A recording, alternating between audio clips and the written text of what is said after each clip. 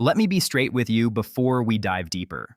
Most people following this crisis in the Strait of Hormuz are asking the wrong question entirely. They're focused on whether China will send in warships or launch military strikes. That's an old school way of thinking, the kind that believes real power only shows up with aircraft carriers and boots on the ground. The actual question that matters is much quieter and far more dangerous. At what point does America's blockade cross the line and become a direct challenge to China's economic survival? Once you see events through that lens, everything that's unfolded over the past 6 weeks starts to make sense in a chilling way. Washington made a serious miscalculation. They believed that if China wasn't willing to fire missiles, then China would simply fall in line. That assumption may be the most dangerous idea circulating in Washington right now.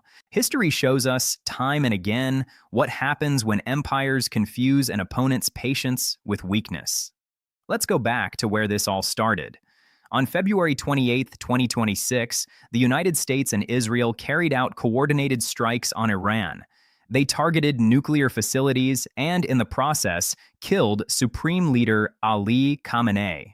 Iran responded the only way it really could under the circumstances, by shutting down the Strait of Hormuz. Now, understand what that means. 20% of the world's oil and 20% of its liquefied natural gas pass through that narrow waterway every single day. When Iran closed it, the global economy didn't just slow down. It went into something close to cardiac arrest. Oil prices spiked dramatically. Supply chains fractured.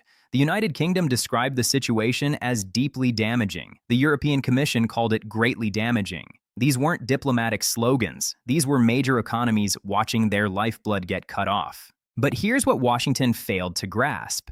They thought the side that would suffer most from the closure was Iran. They were wrong. The country facing the biggest long-term threat from a prolonged shutdown was actually China. Beijing is by far the largest purchaser of Iranian crude oil on the planet. And according to Lloyd's list, those payments were already being made in Chinese yuan, not US dollars. Let that sink in.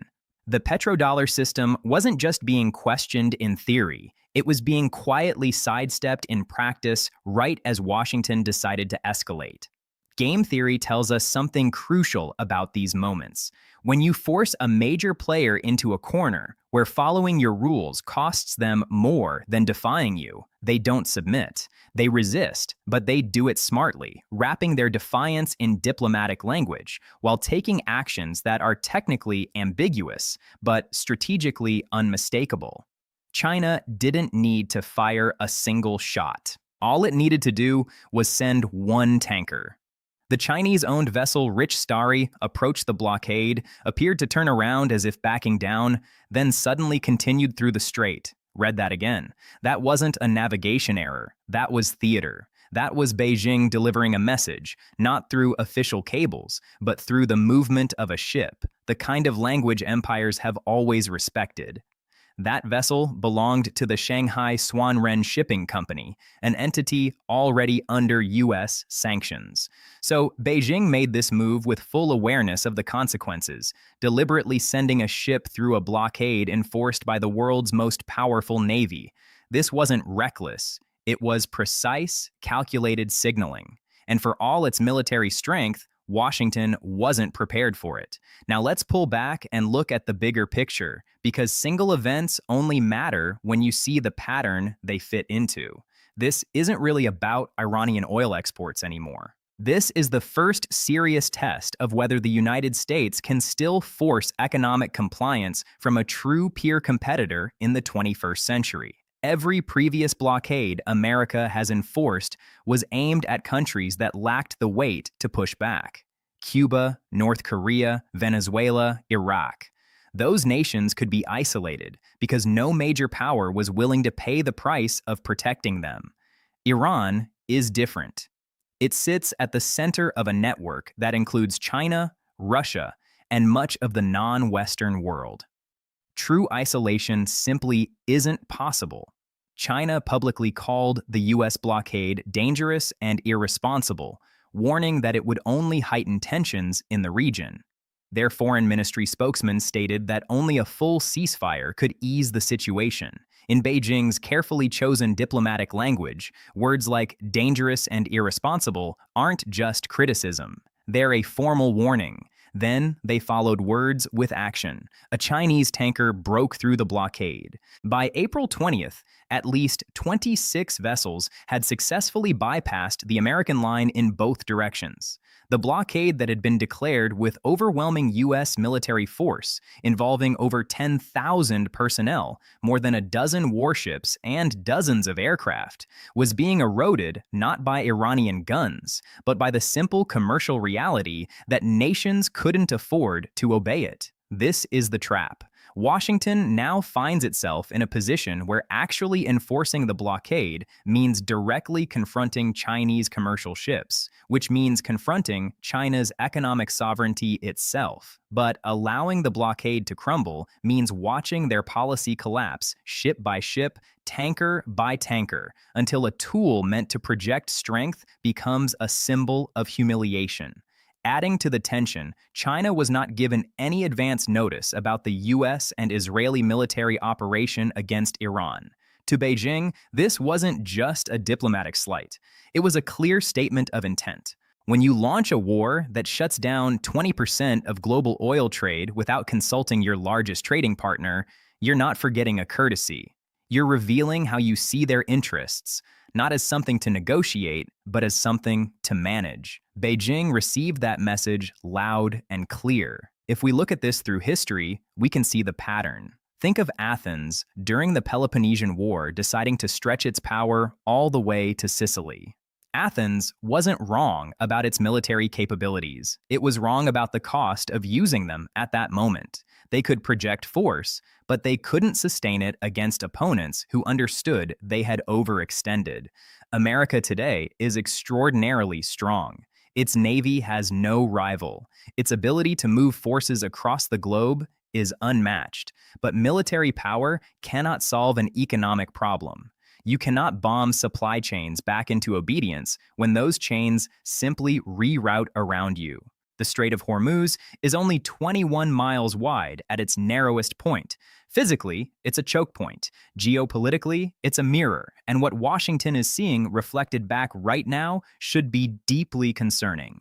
Iran began controlling traffic through the strait and reportedly charging over $1 million per ship in passage fees. And ships were paying, not because they wanted to, but because the alternative was worse. The global economy cannot function with that strait closed indefinitely. Nations respond to hard realities, not to Washington's preferences. According to reports, those payments were being collected by the Iranian Revolutionary Guard in Chinese yuan. Once again, not dollars. The entire structure of American financial dominance that has existed since the Nixon era wasn't just being challenged. It was being dismantled in real time at the most critical energy corridor on Earth, with payments flowing in the currency of the very nation Washington expected to respect its blockade. This is what China's position truly represents. It isn't a threat of war. Beijing is far too strategic for that when economic moves can achieve the same goal with far less risk.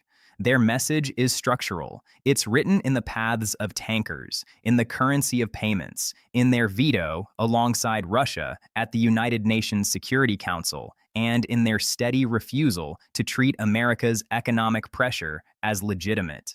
The message is straightforward. The Strait of Hormuz is not an American lake. Iranian oil is not an American resource to control, and China's economic lifeline is not a bargaining chip in someone else's conflict.